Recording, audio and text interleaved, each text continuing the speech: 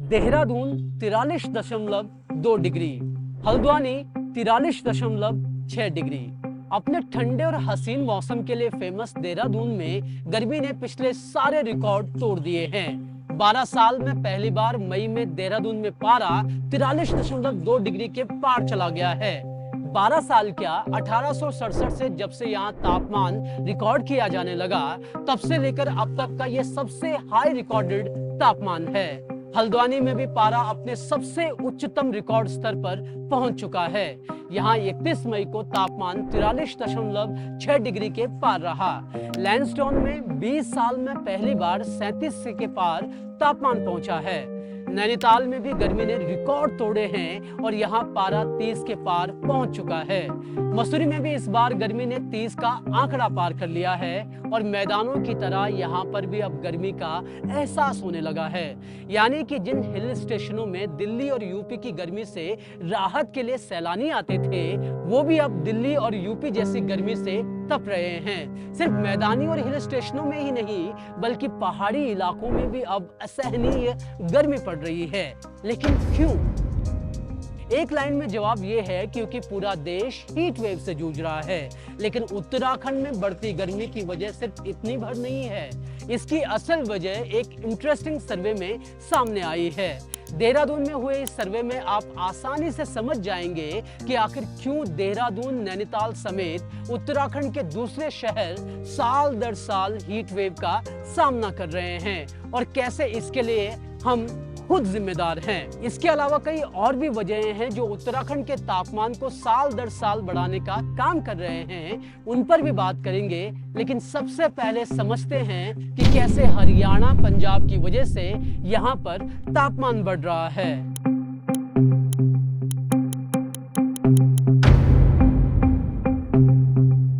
मौजूदा वक्त में ऐसा नहीं है कि सिर्फ उत्तराखंड ही गर्मी की मार झेल रहा है।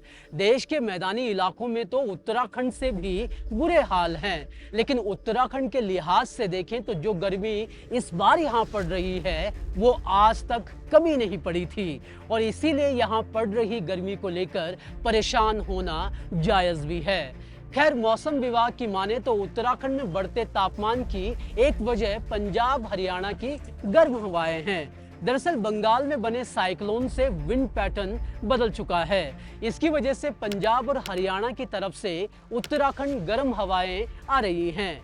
एक्सपर्ट्स के मुताबिक साइक्लोन बनने से पश्चिमी हवाएं उत्तराखंड पहुंच रही हैं। सिर्फ यही नहीं, अप्रैल और मई में मैदानों में बारिश ना के बराबर हुई है। इसकी वजह से भी इस बार तापमान रिकॉर्ड स्तर पर पहुंच गया है। अक्सर इस वक्त तक हरिद्वार, देहरादून, विकासनगर समेत उत्तराखंड के मैदानी इलाकों में बारिश हो जाया करती थी तो काफी हद तक गर्मी से राहत मिल जाती थी। लेकिन इस बार ऐसा नहीं हुआ। इस बार मई में देहरादून में जहां 21% कम बारिश हुई तो वहीं हरिद्वार में एक बूंद मेघ नहीं बरसे और ये भी एक कारण बना जिसकी वजह से गर्मी ने सारी हदें पार कर दी हैं। खैर, ये तो एक प्राकृतिक वजह है जिसके चलते गर्मी बढ़ रही है, लेकिन कुछ ऐसी वजहें भी हैं जो खुद हमने तैयार की हैं। इन वजहों पर बात करने से पहले आपको बताते चलें कि किस तरह इस बढ़ती गर्मी ने उत्तराखंड में लोगों का जीना मुहाल कर दिया है।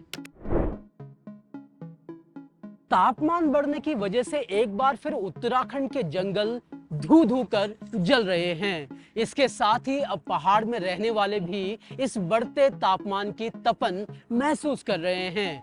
मसूरी, नई टिहरी समेत कई पहाड़ी इलाकों में सामान्य से ज्यादा तापमान रह रहा है। पहाड़ों में रह रहे लोगों का कहना है कि इस बार जैसी गर्मी पड़ रही है वैसे यहाँ कभी नहीं देखी थी। लोग सुबह के 11-12 बजे ही घर में कैद होने को मजबूर हो रहे हैं। सिर्फ यही नहीं, बुग्यालों पर भी गर्मी का असर दिख रहा है। बुग्यालों में बढ़ता तापमान यहाँ रहने वाली भेड़ बकरियों के लिए भी काफी ज्यादा घातक साबित हो रहा है। यहाँ अब दिन में गर्मी का एहसास होने लगा है और रात को तापमान काफी ज्यादा गिर जाता है। सिर्फ यही नहीं, बढ़ती गर्मी की वजह से अलकनंदा और मंदाकिनी नदी का जल स्तर बढ़ने लगा है। दरअसल तापमान बढ़ने से ग्लेशियर तेजी से पिघलने लगे हैं और इस वजह से नदियों का जल स्तर बढ़ गया है। इससे रुद्रप्रयाग में बेलनी पुल और नगर पालिका कार्यालय के नीचे अलकनंदा नदी पर बने दोनों घाट जलमग्न हो चुके हैं। नदियों का जल स्तर बढ़ने से बाढ़ के खतरे भी काफी ज्यादा बढ़ जाते हैं। जोशीमठ में गर्मी की वजह से पानी की किल्लत भी होने लगी है।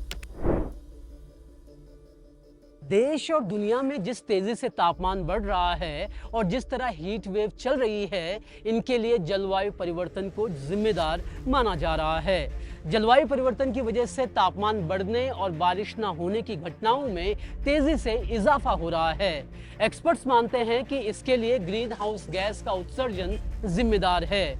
वहीं उत्तराखंड की बात करें तो यहाँ पर जलवायु परिवर्तन का असर तो है ही, इसके साथ ही दूसरी वजहें भी हैं।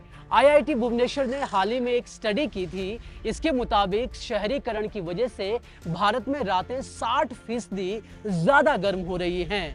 उत्तराखंड के मैदानी इलाकों को लेकर के भी ये बात फिट बैठती है। देहरादून, हल्द्वानी, श्रीनगर समेत अन्य शहरों में लोग गांवों से पलायन कर रहे हैं और इसकी वजह से इन पर जोर बढ़ रहा है। उत्तराखंड पलायन आयोग के आंकड़े देखें तो पता चलता है कि 2018 से उत्तराखंड के 10,000 से ज्यादा गांवों से 5 लाख से ज्यादा लोगों ने पलायन किया है। इनमें से 35% लोग नजदीकी शहरों में ही शिफ्ट हुए हैं। Social activist Anoop Nautiyal Times of India से बात करते हुए बताते हैं कि देहरादून समेत उत्तराखंड के दूसरे शहरों में जिस तेजी से कंक्रीट के मकान बने हैं, हरियाली का नुकसान हुआ है और इन शहरों की कैरिंग कैपेसिटी का ध्यान नहीं रखा जा रहा है, इस वजह से भी यहाँ हालात बदल रहे हैं, यानी कि ये शहर गर्म हो रहे हैं। अगर आप देहरादून के रहने वाले हैं तो आपको याद होगा कि 10-15 साल पहले तक यहाँ पर कितनी हरियाली होती थी, नहरें बहा करती थी, लेकिन आज हर जगह कंक्रीट के मकान खड़े हो चुके हैं। यहाँ के जिन खेतों में कभी बासमती उगा करता था, अब वहाँ मकान या दुकानें बन चुकी हैं। एचएनबी गढ़वाल यूनिवर्सिटी में जियोलॉजी के प्रोफेसर एमपीएस बिस्ट बताते हैं कि पहले 4 धाम यात्रा के रूट पर हर 20 किलोमीटर की दूरी पर चट्टियाँ बनी होती थी। यहाँ पर 4 धाम यात्री आराम किया करते थे, लेकिन आज ये चट्टियाँ एक पूरे शहर में तब्दील हो चुकी हैं और इनमें नजदीकी गाँवों से पलायन हो रहा है। एमपीएस बिस्ट कहते हैं कि पहाड़ी शहरों की जनसंख्या 10 से 15 गुना बढ़ चुकी है और इसका सबसे बड़ा सबूत इन शहरों में खड़ा कंक्रीट का जंगल है। यहाँ अब एक के बाद एक मकान आपको खड़े नजर आएंगे। कुछ एक्सपर्ट्स पहाड़ के शहरों में बढ़ रही भीड़ को भी जिम्मेदार मानते हैं।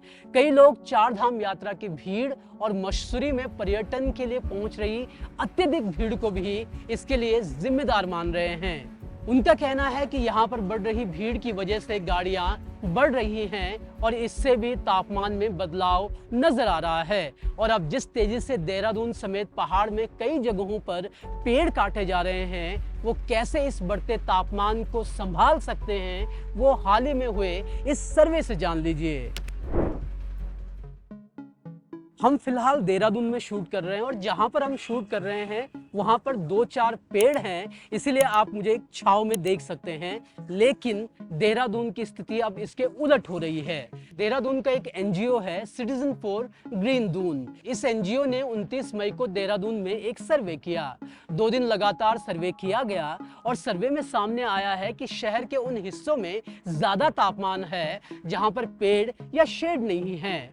सर्वे के आंकड़े बताते हैं कि घंटाघर में जहां खुले में तापमान 65.5 डिग्री था, तो वहीं पेड़ के नीचे सेम जगह पर तापमान घटकर 38 डिग्री हो गया। वहीं चक्राता में खुले में तापमान जहां 62.8 डिग्री था, तो वहीं पेड़ के नीचे ये घटकर 39.6 डिग्री पर पहुंच गया। कुछ इसी तरह के हालात पलटन बाजार, ग्रीन वैली, दिलाराम चौक और आईएसबीटी में भी रहे हैं। इस सर्वे से साफ पता चलता है कि हमें देहरादून समेत पहाड़ के दूसरे शहरों में पेड़ पौधों को काटने की नहीं बल्कि रोपने की जरूरत है। हमारे यहाँ पर गर्मी से निपटने के लिए कोई विशेष इंतजाम नहीं है और इसीलिए यहाँ गर्मी ज़्यादा महसूस भी हो रही है।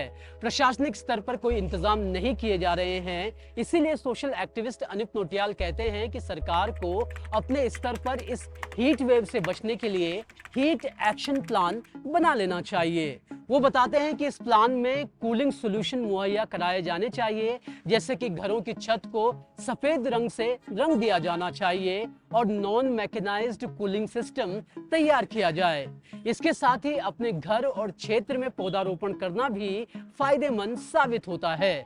सरकार को यह भी समझना होगा कि स्मार्ट सिटी के लिए निर्माण करते वक्त उसे ऐसे तरीके खोजने होंगे जिससे देहरादून जैसे शहरों में लगे पेड़ पौधों को कम नुकसान पहुंचे, ना कि उन्हें खत्म कर वहां पर कंक्रीट का जंगल खड़ा कर दिया जाए। आखिर में जब तक ये इंतजाम नहीं होते तब तक खुद को हीट वेव से बचाएं। हीट वेव की वजह से बच्चों और बुजुर्गों को सबसे ज्यादा दिक्कतें पेश आ रही हैं। ऐसे में अपने घर के बच्चों को और बुजुर्गों को इस हीट वेव से बचा कर रखें और जरूरी ना हो तो घर से बाहर ना निकलें। खैर ये तो बात हो गई हमारी, लेकिन इस हीट वेव की वजह से, इस बढ़ती गर्मी की वजह से हमारे जंगल भी सुरक्षित नहीं हैं। बढ़ते तापमान की वजह से कैसे हमारे जंगल और हिमालय पर असर पड़ रहा है, उसके लिए आप हमारी ये 2 रिपोर्ट्स देख सकते हैं। एक रिपोर्ट आपको बताएगी कि किस तरह हमारे जंगलों की आग को बढ़ाने के लिए काम सरकारी तंत्र ने खुद ही किया है, और दूसरी रिपोर्ट आपको बताएगी कि किस तरह हिमालय को लेकर राज्य सरकारें हों या फिर केंद्र, कोई भी गंभीर नजर नहीं आता। खैर, हीट वेव को लेकर आप क्या सोचते हैं? कोई जहन में आपके कोई एक्सपीरियंस है या कोई बात आप लिखना चाहते हैं तो कमेंट बॉक्स में ज़रूर लिखें, हमें खुशी होगी आपका जवाब देने में। इसके साथ ही हमारी इस रिपोर्ट को लाइक और शेयर ज़रूर करें और हमारे चैनल को सब्सक्राइब करना ना भूलें। शुक्रिया।